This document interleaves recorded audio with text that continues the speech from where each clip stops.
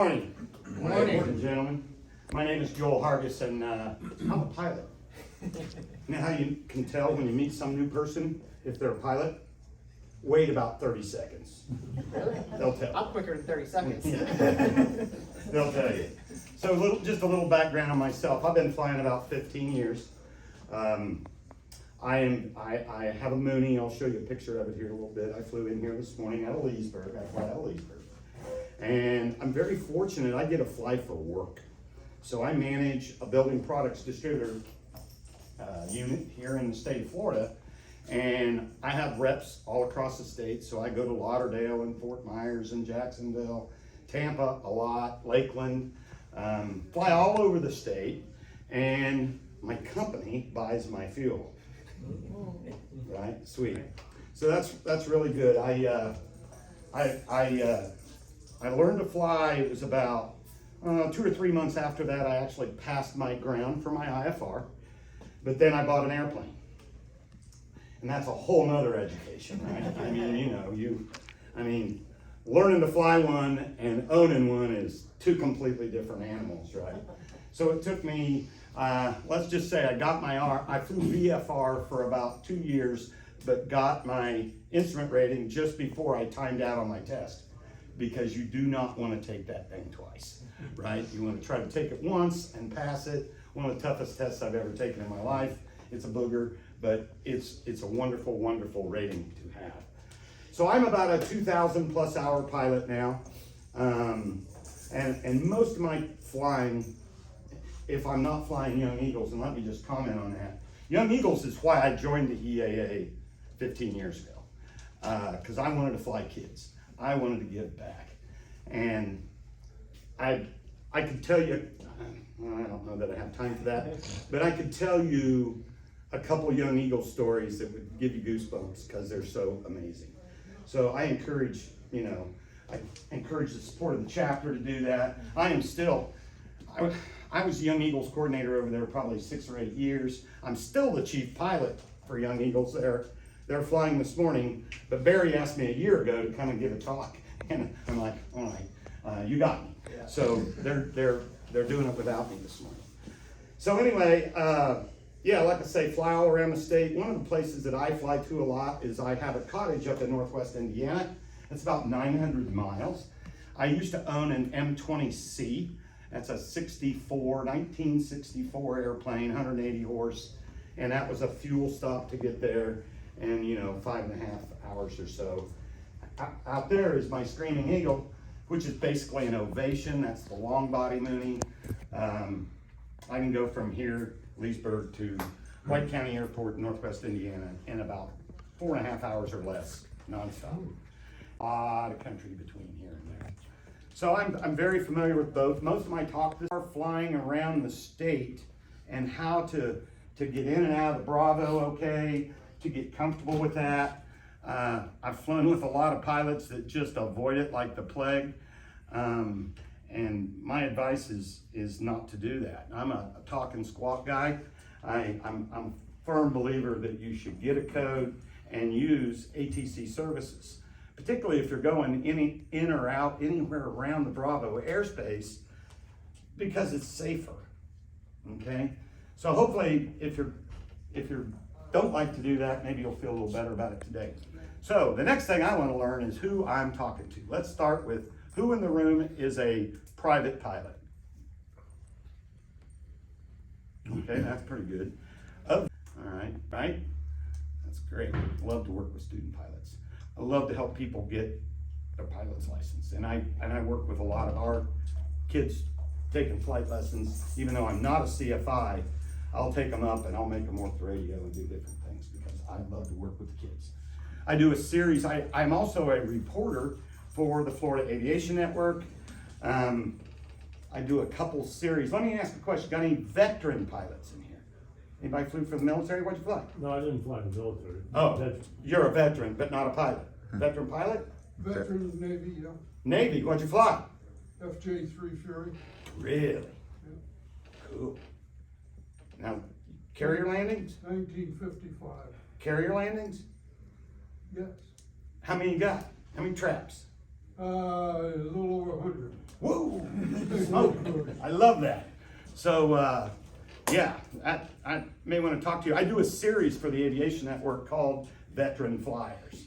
And all of this stuff's on YouTube. Go YouTube, look up Florida Aviation Network, my name, and I apologize. I intended to bring cards so that would be easier for you. But I've interviewed 3 generals that were pilots. I've done some carrier pilots. There's some pretty good stuff up there if you're interested in that stuff. So I may get with you. I may want to come out and interview you. But it's good stuff. So anyway, yeah, that's me and my airplane. I've had this one about 3.5 years. And like I said, the first one I bought was an M20C, and I flew that VFR and IFR with no GPS because I couldn't afford it at that time, right? And so you're largely navigating off an iPad, and when you're flying approaches, you're doing off a nav radio and flying ILSs or localizers, right? But so now now it's all a full autopilot. It's spoiled me, is what it's done. But like I said, we're going to talk about some VFR stuff. But to start off, I got just a little IFR information, and it's a little old. I discovered this a year and a half ago, a couple of years ago. Go ahead, next slide. Here's the agenda. So we're going to talk about talking and flying our way through the Bravo, through restricted airspace, special requests and when to ask, all right? You gotta understand the ATC works for us. We don't work for them, right? They work for us. Then I'm gonna tell you about a trip I flew into Hartsfield. That's Atlanta International Airport. Anybody ever flown into Atlanta? Bet you have. Have you flown into Atlanta? It's a trip. I mean, particularly if you're just a GA guy, you know? I mean, I'll tell you the story. And then I'm gonna finish with how to fly over to TTS. That's the shuttle landing facility, and how to go over there, how to get over there, how to know if you can do this or not, and do a low pass over the shuttle runway. And that's really cool. I actually learned it from a guy in the FAA come and talk to us many, many years ago. And I've done it, 25 times. That when friends come in, I want to take them on a special flight, we go fly over the shuttle runway, and that's cool. It's something you cannot buy, right? Anybody ever done it? Nobody. Oh, you're gonna love that. All right, so let's get started. That's gonna be our fly-in, or fly-over. Yeah, we'll talk about how to do that. Next slide. And so I did want to start with just a little bit of IFR, because I go to Lauderdale every couple months, all right? And this is a typical IFR chart. And if you'll notice, that's like what we're all used to seeing. It's Victor Air Rays, black lines, everything. That's normal. Next slide. But what I learned, now this is between, and this is just a little snapshot so I could get some pictures. Blue lines. Ever seen blue lines on your IFR charts? GPS.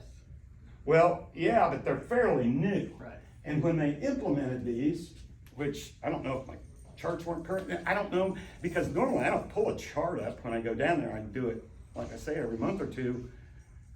I know where they're gonna take me generally, and I just, no need to pull up a chart. But I start getting fixes like Sigmy and Hugh with 2 H's and Dowdy, and I'm like, these fixes never existed before, right? So the lesson, the takeaway here is if you're flying IFR, pull out that chart, get familiar with it, particularly in South Florida, because it's changed and it's busy, and just be aware that what you may have been used to isn't the same anymore.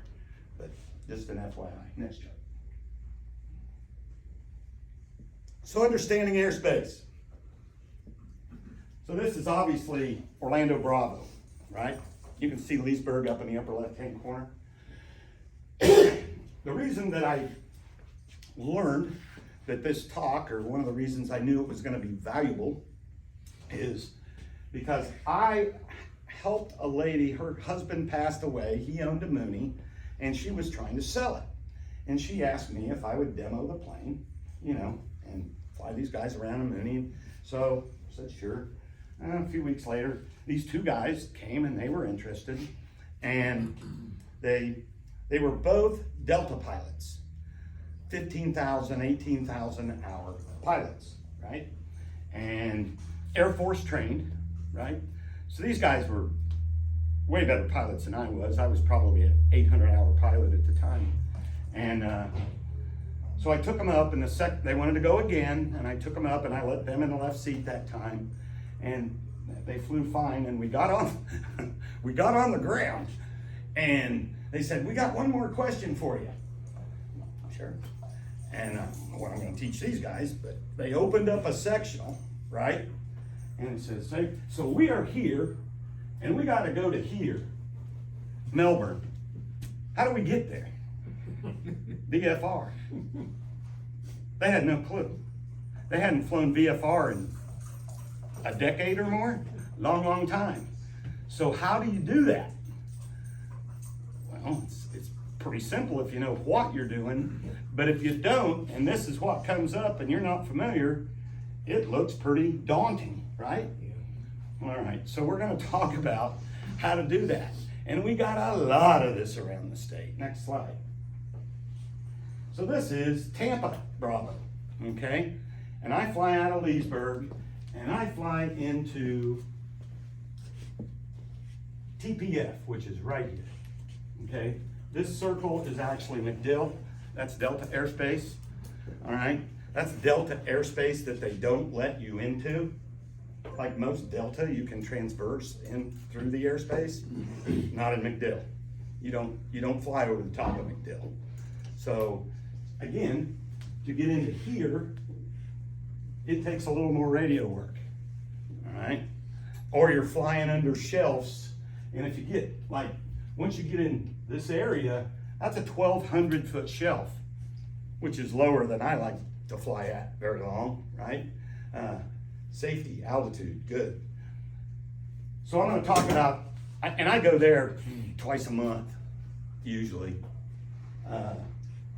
Back in a few years ago, I would go in there almost weekly. So much I kept an airport car there. I was in there a lot. We're talking Peter on that. Peter O. Knight Airport, that's exactly right, Peter O. And water on both ends, canal on one end, bay on the other. And the problem with the canal is big old cruise ships go through there. And if like you're approaching on 22 from the north, you know, you come down and you're like, there's a wall in front of the runway. That's a cruise ship, right? So you just gotta be on your game. You gotta be paying attention, right? And even taking off, like if you're gonna take off to the north on 4, you gotta be looking out there, see that there's no cruise ships or any large vessels. Wow. Because your obstacle clearance is just nothing. So it can be tricky. It's really nuts. I've been in there hundreds of times. Next one. Oh, and here's another good one. That's Miami Airspace, folks. Anybody flown much in Miami Airspace, Fort Lauderdale? Oh, it's just a hoot and holler. And I'll talk a little bit about, I go to FXE, which is, it's clear at the top of the screen there, FXC. And that's really under the shelf of Charlie of Fort Lauderdale. But just like in Orlando, where Sanford Charlie Airspace is controlled by Orlando Bravo, same thing in Fort Lauderdale. It's all Miami approach, and it is busy. Remind me later to tell you why you never fly out of Fort Lauderdale Executive in the summertime when there's thunderstorms around IFR. Don't do that. Trust me. Been there, done that. Know a guy that got killed doing that. All right? Bad news. And the reason is you got storms all over the place. They got planes all over the place, and they don't really give a damn about weather. They're more worried about their separation. So I always fly on the bottom of the weather, fly around the big squalls, and get the hell out of there, right? it's, that took a few times to realize not to do that. So let's go to the next slide. So, talk about flying your way through Bravo. Now, go ahead and hit it one more time. So, if you can read that in the back, I don't know. Use flight following to get cleared through the Bravo. I highly recommend not to fly under the shelf. Talk to them, right? Talk to them. Find the correct frequency. How do you do that? Anybody? Fourth flight. Four flight will generally tell you. Yeah. Let's say you're busy. Everybody got a GPS? Any kind of thing like that? Usually on your frequency list, they'll tell you what the local what the TRACON frequency is, right? I will tell you, because I learned this the other day, literally 2 or 3 weeks ago. So if you go from here to Tampa, coming in from the north, what's the frequency? Has been for 15 years. Anybody know? It's 19.9. Has been for 15 years, 19.9. You're coming in from the north, coming in the Bravo, 19.9. Because I came in the other day, and again, I didn't look anything up, because I do this every week or two. 19.9 is dead, nothing. So I had, because I'm flying from Leesburg, I knew I could talk to Orlando on 19.4, because that's typically the west side of Orlando's frequency. So I'm like trying to raise Tampa on 19.9, I can't get anybody. I think it was 18.10, something like that, something I had never heard of in 15 years of flying into Tampa. So I don't even know, is 4 flight up to date? I don't know, I didn't look. But again, I didn't know. Another way you could always dial up 1965. That's a good one, because that's the Tampa approach frequency south of Tampa. Like if you're flying to Sarasota, it's, look that up for me. See what it says the approach frequency is from the... 18.15. Huh? Tampa approach is 18.15. 18.15, so I heard that on my way out. 18.10 I got too. I'm thinking, oh, that's weird. But anyway, maybe they're upgrading the radios. They need to, because the range as I go to Lake County, by the time I get by the Mode C line and they're ready to drop me, I can't hardly hear them. So maybe they're upgrading the radios. That may be a good thing. So anyway, so find the correct frequency. This is good free flight plan. Glad to hear 4 flights got it right. Tampa approach, that's the 123 Alpha Bravo request. Okay, so they're gonna come back with Cessna 123 Alpha Bravo, what's your request? And so you gotta make a good call. You wanna tell them who you are next, where you are, and your intentions. So for me, out of Leesburg, I'll typically call them 25 miles northeast of Zephyr Hills. Cessna 123 Alpha Bravo, 25 miles northwest of Zephyr Hills. I'd like cleared through the Bravo, flight following to TPF, Peter O'Knight, at 3.5. All right, your intentions. I would like flight following cleared through the Bravo to TPF, or wherever you're going, at 3.5. You wait for your code, right? 90% of the time, they will work you. 10% of the time, they won't. They won't work you. They're too busy. Call back and they tell me, call back in 5 minutes. Well, in 5 minutes, I'm way into their airspace, right? Because I'm moving along 175, 180 knots. And so I don't have time. So then I have to fly the shelves, right? That upside down wedding cake for Bravo Airspace, right? Boom, boom, boom. It's 3,000 at Zephyr Hills, got to be under that. And then it's going to drop to 1,200 feet. But 90% of the time, in any of these Bravo airspaces around the state of Florida, they will work you. And even more prevalent everywhere other than maybe Atlanta. Atlanta won't always work you into their airspace. They'll make you fly the shelves. And then you're waiting for where's an old, many hour pilot. And he would always say his favorite words, his favorite 2 words, radar contact. That's a good thing. Why? Because now not only are you looking out the window for other traffic and your safety, but now they're looking out their window at your safety, right? And you're in a congested area because it's Bravo airspace, right? So radar contact, and then you want to hear cleared through the Bravo. And sometimes they'll forget, they're human, right? Go ahead, there it is, thank you, see, you're good. If they don't say cleared through the Bravo for your own pilot's license, confirm cleared through the Bravo, right? Because in Charlie airspace, all they gotta do is call your tail number and you're good. But in Bravo airspace, you gotta hear cleared through the Bravo, all right? Cleared through the Bravo. Now you're golden. You just do what they tell you. You basically pilot the aircraft, you're basically IFR at that point. You're in their airspace, they got you, you do what they say, okay? And they'll It's help gonna you. bring you into a cloud. Well, if you're flying VFR and they give you something that's into IMC, you gotta say unable, Right. need to descend to or vector to around a cloud. And they definitely will work with you. Definitely. But never forget that word, unable, right?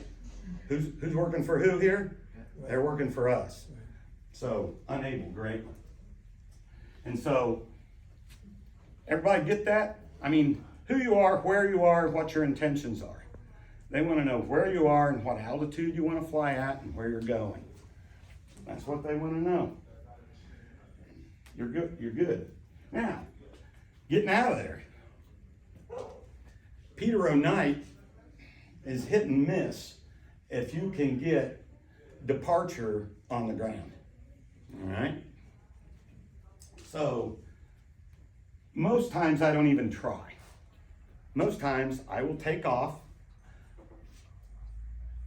and, okay, so we're down at this bullet. If you cannot get a code on the ground, you need to know the shelf. And that's a great example. Peter O, shelf's 1,200 feet. I go up to 1,000 feet, and then I call, damn departure, Mooney, 24 kilo uniform, we'd like flight following, and cleared into the Bravo to go to Lima Echo Echo at tree 5. No handoff needed. Because I don't want to talk to Orlando for 3 or 4 minutes. I just fly home, okay? Now, if you can get a code on the ground, on your chart, on your ForeFlight, it'll give you a clearance delivery feature. Before you dial up that clearance delivery feature, always listen to the weather, all right? Because many times on that weather frequency, they'll tell you ground and clearance delivery on 121.72, whatever the ground freak is, right? So if you go to the clearance delivery frequency, there's nobody home. But you want to listen to the weather first. Sarasota is a great example of this. I was just in there 2 weeks ago. And again, clearance delivery and ground combined on 1.1.72. And you guys all know, if you're landing and they say contact ground on 75, you know that's 121.75. Many times they won't even tell you it's 121, because 90% of all ground is on 121 dot something, okay? So then, basically, you give them the information that they want, where you want to go, what altitude you want to do it at, and they'll get you a code. And once you do that and take off, you're basically cleared into the airspace. You're good to go, all right? Who you are, where you're going, what altitude you desire. Oh, when you get handed off from the tower, and like Sarasota is a great example, you're gonna fly through some Bravo to get north, okay? And so, again, ask, just confirm I'm cleared through Bravo. Cleared through Bravo. At that point, they're already working you, so they're not gonna turn you down. Many Class D airports, you can get a code. Leesburg's not one of them. Okay, but many you can. Albert Whitted you can, Albert Whitted, downtown St. Pete, which is Delta, but they'll give you a code there. Any questions on this? Everybody good? Got this? Is that code unique for your airplane or? It's a squawk code. It's your 4-digit squawk code for your transponder. Okay. Right. Any other questions? So that's how you do it. And I highly encourage you to do it. Way safer. Go on. Oh, let's talk about the restricted areas. MOAs. MOAs are designated on the chart by a magenta ribbon. Can you fly through a MOA? Yeah. Yes. Absolutely, can, at your own risk. Yeah. At your own risk. It's weird, different parts of the country, if you're in flight following, in VFR flight following, they're gonna wanna route you around them. Cause they don't wanna be part of your risk. You can override it, and I'd like to fly through the MOA. Blue ribbon, generally, in the middle of that, there's an R number, right? That's a restricted area. Do you need clearance to go through there? Yes. Yeah. As a rule, yes you do. Unless you have prior knowledge that that restricted area is cold, you definitely want to be talking to ATC. It's always best to even confirm just before you go in, even if you look ahead, because like you can look it up, the status of what's hot and what's not, but it could change. Exactly. And so, and Florida's full of restricted areas. I'm gonna show you some charts here in a minute. But yeah, I always ask. And sometimes, like if I'm going Who are you from, talking to? I'm talking to the controlling ATC over the top of the Okay. restricted area. I'll give you an example and I'll show you in a little bit. So I go from Leesburg to say Flagler, or I actually go to St. Augustine a lot, right? There's a big old restricted area through there. And I many times don't take flight following on that trip because I hate to talk to Daytona. Why do I hate to talk to Daytona? Embry-Riddle. It's full, well, it's not just Embry-Riddle. That's what I- It's student pilots, Yeah. and the radio is just like, Yeah. blah, blah, blah, blah, blah, blah, and so I just typically don't. But I'll say, Mooney, 24 Kilo uniform, Orlando approach. Question, go ahead with your question. Is 2910 hot? Yes. Okay, then I know I gotta fly around it. 2910 cold, I'm going right over the bombing area, right? Yep. And that one is generally cold, more times than not cold. The stuff in South Florida, not so much, okay? So, but anyway, we're gonna look at them and I'll talk to you about some different scenarios. So other areas, so, Yeah, there's just a lot. other, yeah, next one.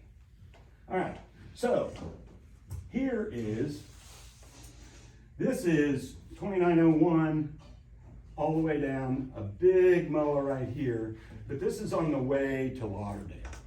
Okay, and my line of flight from Leesburg, if I go direct, takes me right across the corner of this. And it's almost always hot. And you don't want to mess around with that one. I mean, first of all, they'll bust you. I mean, you break a restricted area, you're gonna get a call some point in time. But MacDill Auxiliary Air Force right there. They run a lot of sorties in there, folks. There's some fast movers in there, and so you definitely, you want to be ahead of that, right? Coming back, what I usually do, and it's not on here because it's a VFR sectional, but if you pull the IFR chart up on there, there's a fix just right about here. And, God, what's the name of that fix? It's probably on that other chart. But, I don't remember it off the top of my head. But if you just dial in that fix and fly to that, and then make your western turn, Leesburg, Inverness, you're gonna stay out of that. So I just navigate to it, and, yeah, it's not on here. Oh, it is. It's, Barron, right there. And that'll keep you clear of that. So that's a good example of a bunch of MOAs. And again, these are these magenta ribbons. These magenta circles are not MOAs. What are those? To your point. All right, so it's a surface area control ring, right? ATC will control you inside that magenta ring.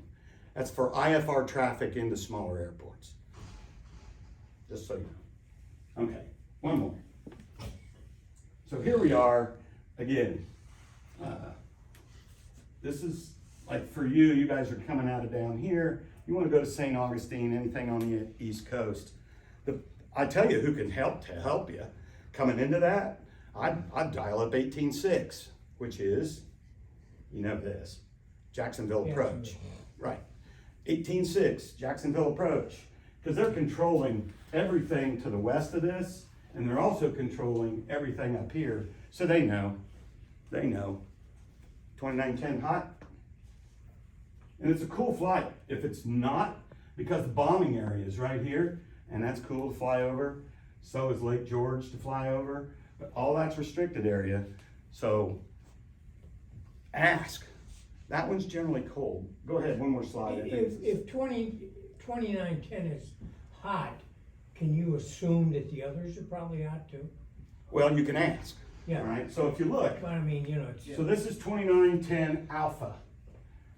This is 2907 alpha. Yeah. 2906. Right. And so if one of these others is also in your line of flight, just Yeah. ask them. Yeah, okay. And so it's good to have your chart in front of you. Right. I mean, that's what I do. There's also, the FAA has special use airspace, sua.faa.gov, and you can look up all these, if they're hot or not ahead of time. So you can do like the night before, go through, and they usually have scheduled, most of them believe are it, Jim. scheduled. Don't. Ask. No, I'd say just pre-plan, because if you already know it's gonna be hot, that can help you with your planning. I mean, it's still Well, no, that's true. That's all I meant is for planning. But not- it's still ask. Oh, yeah, I definitely ask, but just to, Where you say, oh, SUA? thank you. But, so again, the magenta ribbon, not a problem. Blue ribbon, problem. Ask. Save you a lot of time. Special use. One more, Barry. And again, there's a close-up of that. I'm not sure why I did them both. Oh, I know why I did them both. Because you used to be able to cut the corner. This is a relatively new add-on to the restricted area. That's only been there, it's probably been there 3 or 4 years now. But that little triangle right down here, 2910 Charlie, all right? Being approached. Because I remember when I did my private pilot training, we used to use this lake as a landmark because it was just outside the restricted area. I remember. But yeah, that's what that's for. So go to the next one. This is a good one. 2916. You know where we're at there? That's Keys. Boca Chica. Like if you're going to Key West, 2916. Is that ever cold? No. No. It's never Cable? cold. That's it.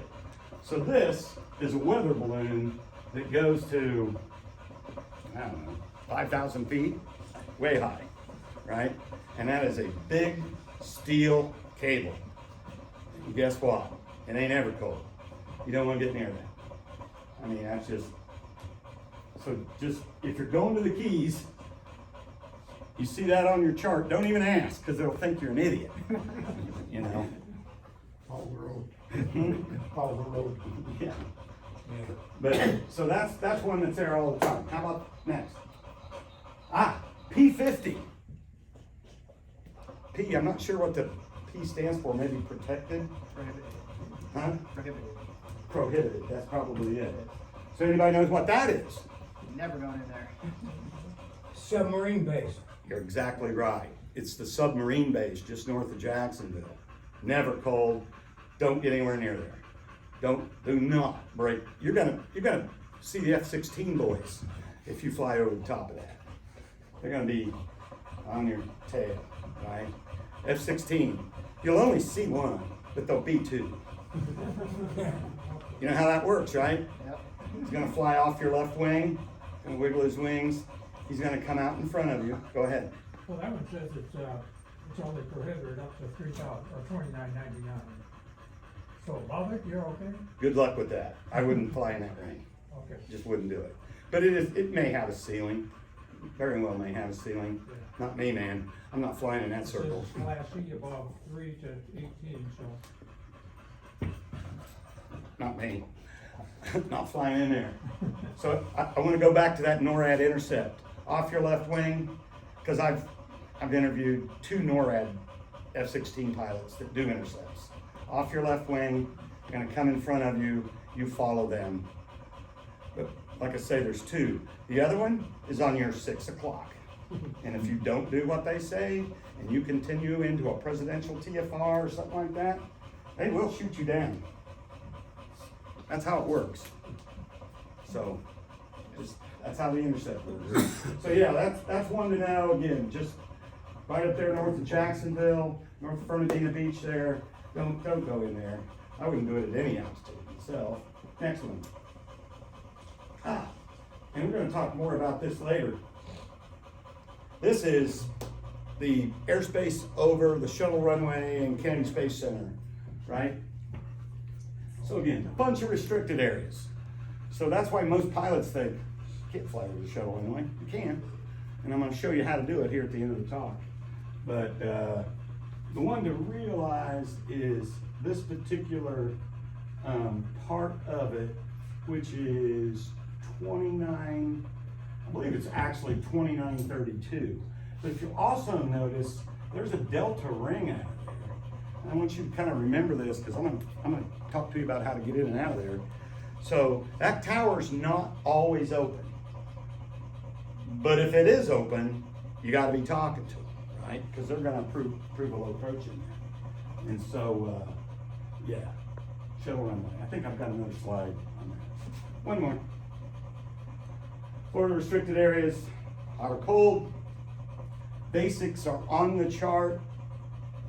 Always best to ask ATC. I mean, I always ask, always. Because even if you get a wrong answer, you're not in the wrong. Believe me, I got nabbed. I was going to Jacksonville one day, and Orlando had told me that 2910 was cold. So I flew through there, and then I was on flight following because I was going to Jacksonville. And by the time they handed me off to Jacksonville approach, because I flew the restricted area pretty much all the way up, stay out of Daytona's airspace. And they're like, you busted that restricted area. I said, no, sir. I said, Orlando told me it was cold. Quiet, didn't say anything. 3 or 4 minutes later, you're good. Orlando did tell you it was cold. They went back and pulled the tape from Orlando in Jacksonville because it had went hot while I was in there. But was I in trouble? Wasn't in trouble because I was told it was cold. That's why you always ask. Always ask. Yeah. All right. So special request, weather is something, again, they work for us, right? Next week. If you need to deviate for weather, just ask, right? I don't care if you're in Bravo airspace, I don't care where you are. Particularly if you're VFR and you need to avoid the IMC, you ask if you can deviate for weather. They'll almost always give it to you. I'll tell you a story. I was coming out of Chicago one night, and I'm at 9,000 feet. I'm headed to Chattanooga, coming home, and I'm at 9,000 feet, and I start picking up ice, and I requested higher, because I'm just skipping along the top of it, right? And standby, unable, da, da, da. I'm like, I'm picking up more ice, and I'm like, da, da, da, da, I need higher. Nope, wasn't giving it to me. I said, my Mooney 78875, I need higher, or I gotta declare. Oh, you're cleared up to take, you know, I mean, immediately I got what I wanted, because they did not want to work an emergency, right? The reason they didn't want to work means they had traffic that was gonna give them more work. But as soon as I use that word, I'm gonna declare an emergency, because I'm icing up, then they were like, oh yeah, go ahead, do what you need to do. Because then all the liability falls on them, right? Because I'm telling them, and so my point is, ask for what you want. Another cool thing to do is ask for a block of airspace. Have you ever been flying along and there's cloud peaks and you just want the ability to go between maybe 9 and 11,000 or whatever it is. I mean, that's really the practical thing for your flight. Ask for that block. I'd like to request a block of airspace between 9 and 11, or 9.5 and 11.5 if you're flying VFR. But yeah, always, they'll give it to you. A lot of pilots don't even realize you can get a block of airspace. They'll do that for you many times. Ice is obviously a reason. I was telling Barry, I have 2 talks that are fast safety talks. This one, and then I had a very harrowing experience in ice in April. And so maybe I'll get invited back. I'll tell you it's got a high pucker factor, I'll tell you that right now. So ice is, don't fly in ice. Unless you got an icing equipped airplane, still don't fly in it unless you need to. And I can't think of a reason why you would. Other thing you can do for sightseeing, you can request special altitudes and things. I mean, even that Disney TFR, which I think goes to 3,000 feet, fly over Disney, that red circle that's always there. Well, they'll many times let you down to 2, and actually bust that TFR so you can see Disney. Look for the mouse, you can do that. Smoke. This summer what was it, 3 weeks ago? I was flying around in that nonsense. The smoke from the Canadian fires, right? And it's like no visibility in that smoke. I mean, it's IFR, but the ASOS or anything like that doesn't really see it other than a ceiling above the airport, it sees it. But flying in the smoke is the same as flying in the clouds, or the soup as we refer to it, right? And so sometimes you need special deviations for smoke. And the bottom line is ask for what you need. They're there to help. Haven't you ever heard, anybody ever been ramp checked? Lucky. Oh, you have been ramp checked?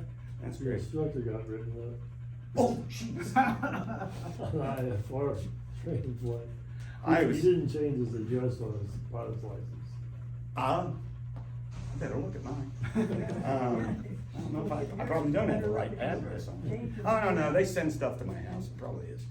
But anyway, I was in Sebring one time. They had that LSA event down there, and I flew into Sebring, and I'm parked down at the end of the ramp, and we come back to the airplanes, me and my buddy of mine, and I stopped at a little portalet there, and there's 2 guys out kind of by my airplane, and the guy that was with me was out there, and he kind of meets me halfway between the airplane and where these 2 guys were, and he says, "Joel, these 2 guys are with the FAA, and they're here to help." I'm like, oh boy. And so that's my one and only time, and they went through, and I'll tell you what, they were damn good. Because at that time, that was my old C model, and I knew I had about not even a 1/2-inch crack on my spinner, right? Went through the whole airplane, went through all my paperwork. I'll be damned if they did not find that crack on my spinner. Like, you need to get that fixed. And I'm like, yes, sir, I know. It happened about a week ago. And they let me go. I didn't get written up, but yeah, the FAA, we're here to help. All right, Atlanta, Hartsfield. This is just a just kind of a fun story. I had a business meeting at the airport Marriott, right there on the edge of Hartsfield, right? I mean, literally, the FBO for up here is, see right there, FBO? That's the GA FBO up at the north end of the field. And so, literally, my hotel it wasn't even a mile from there. And so why would I fly into Peachtree and anywhere else? And believe it or not, I think fuel was not crazy. I think because I had to overnight there 1 or 2 nights, and I think the overnight was $15, maybe it was $20 for an overnight, which is not bad. And I think they waived one night because I topped off when I was there. And so I'm like, okay, I'll just fly into Hartsfield. And so I filed IFR for that trip, and I wouldn't never got in if I didn't, because it was low when I got there. Among everything else I needed to make that more difficult. So I take off out of Leesburg. Of course, I'm talking to Orlando. You immediately get handed off to Jax. And Jax, just confirming your flight plan, sir. You going to Hartsfield? Yes, sir, going to Hartsfield. Next handoff is Jacksonville approach. You going to Hartsfield? Yeah, I'm going to Hartsfield. Okay, just checking. Jax Center's the next handoff. You going to Hartsfield? Yeah. Going to Hartsfield. I'm not kidding you. Then Atlanta approach. You going to Hartsfield? Yeah, going to Hartsfield. Like, I'm thinking, well, a lot of people do this. I do this a little money. And so the final handoff was Atlanta approach. And the guy says, so you're going to Hartsfield? Yeah, I'm going to Hartsfield. He says, you ever done it before? I said, nope. He said, would you like to know how this is going to go? I said, yes, I'd like that very much. And he says, okay, so we're going to fly you over the airport, and they're landing on 9, right, to the east. And he says, we're going to fly you, we're going to turn you on a westerly downwind, and then we'll bring you in for the approach. The ceiling was about 900 feet that day, which is just, and you got to understand, my old Mooney, that was no GPS days. I'm flying an ILS on a nav radio and flying the needles, which I had done a lot. So I wasn't really worried about it, but I knew I didn't need to mess this one up, right?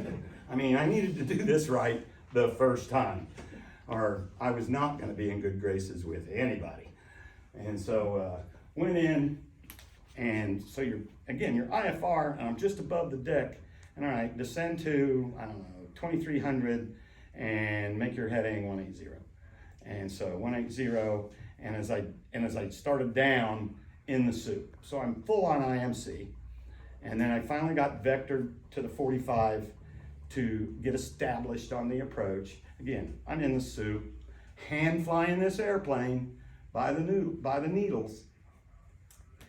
I got established on it, I flew it down, I broke out about 900 feet, and I touched down, and he says, okay, can you make the next turnoff? Well, it was way up there. Yeah, I can make the next turnoff. Without delay, 737, 1 mile in trail. And so I got in, no issues, and it really wasn't a big deal. Now it's time to leave. Let me ask you a question. Go. You go to a complicated airport like that, do you ask for progressive taxi? Let me tell you how I got out of there. Because from when I came in, see, they wanted to land me on the north runway to just steer me into the FBO. Mm-hmm. So I didn't need progressive taxi. Okay. It was right there. Now it's time to leave. So let's start counting radio frequencies. So I'm here. First call. Well, first I listened to the weather. It was all good. It was a VFR day. Of course, I'm on an instrument flight plan. And so I listened to the weather. I called clearance delivery. Clearance delivery gave me my clearance. And then you talk to ground. And so from here, I talked to ground from here to here. And then I had to change frequencies. Then I changed frequencies to go from here to here. And I had to change frequencies. I changed frequencies 9 more times. Oh, Till I finally, because they were taking me to the south runway, right? Because they don't want to launch me from anywhere else because I'm going to turn out to go south and be in everybody's way. So that's why they did it. So it was, by the time I dialed in the tower to take off, that was the 12th frequency change, and I hadn't left the ground yet. So, do you get progressive? Oh yeah, a whole bunch of it, right? And it wasn't that big a deal, you know, like, and back then I didn't even have a flip radio. Like, I had to get it right, hopefully I did it right. It was, you know, it was fun. And then I get in and I roll on the runway, and they tell me to fly out to this fix. Well, I'm on the runway. I mean, like, I'm gonna dial in a fix or find a fix. I mean, take off and fly to here. Can you just give me vectors to the fix? Oh yeah, we can do that. All right, thank you. And so, again, where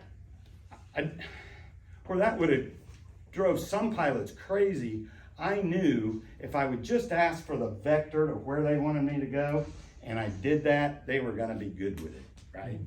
Ask for what you need. I flew through New York airspace one time, and they kept changing the fixes so fast, I couldn't get them dialed in.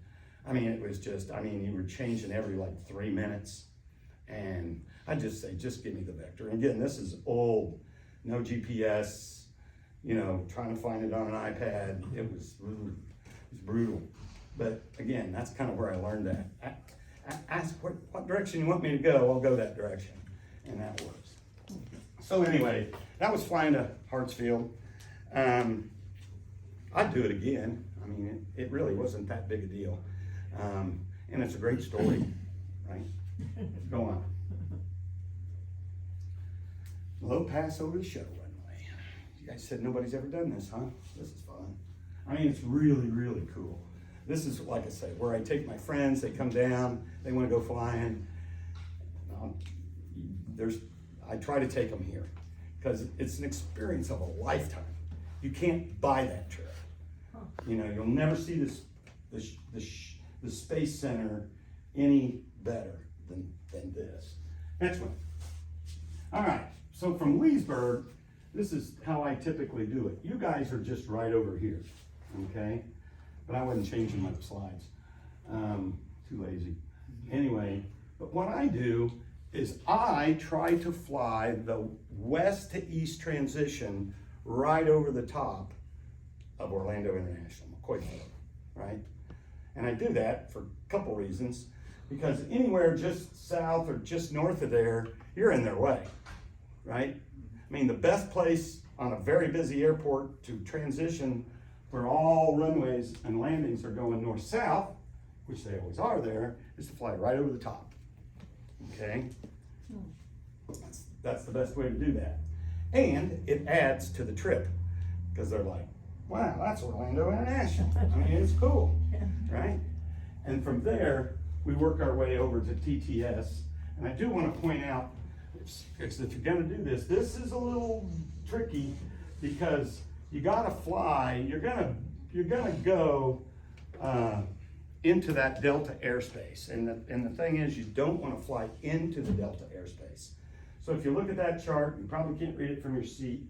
The ceiling on that Delta airspace is what, Barry? It's 1,900. That's right. Anything at 2,000, you're not in their airspace, you're good. Obviously, you've gotten a code and you're talking and squawking and cleared through the Bravo. I mean, there's no other way, right? Because you're flying over Orlando International. That's a surface area. You've got to be talking and squawking, all right? And then you have to go over here, and the trick is holding yourself to 2,000, but getting down for a 200-foot pass over the shuttle runway. So here's how we do it. Next slide. Orlando approach. This is my old tail number. Moon 78875 request. 78875, go with your request. Now, here is a call, folks. I mean, you know how they give it to you fast and da-da-da-da-da and lay it on you? This is what you do to them. Move 78875, we're 8 miles southeast of Leesburg Airport. We'd like to request flight following, clear to the Bravo for the low pass over TTS, west to east transition over MCO at 2,500. Can you confirm R2934 is cold? Lay it on, man, I love to do that, right? You've told them everything they need to know to work you, all in one call. Usually they don't get it all. You gotta repeat parts of it. Because what they do to you, you're doing to them, and they don't hear that request very often, right? But that's the call, folks. If you wanna take a picture of that, do it. Well, Barry's got it, he can send it to you, but that's it. We are 8 miles southeast of Leesburg Airport. Like to request flight following, clear to the Bravo for the low pass over Tango Tango Sierra, west to east transition over Mike Charlie Oscar at 2,500. Can you confirm R2932 is cold? That's your call. Next slide.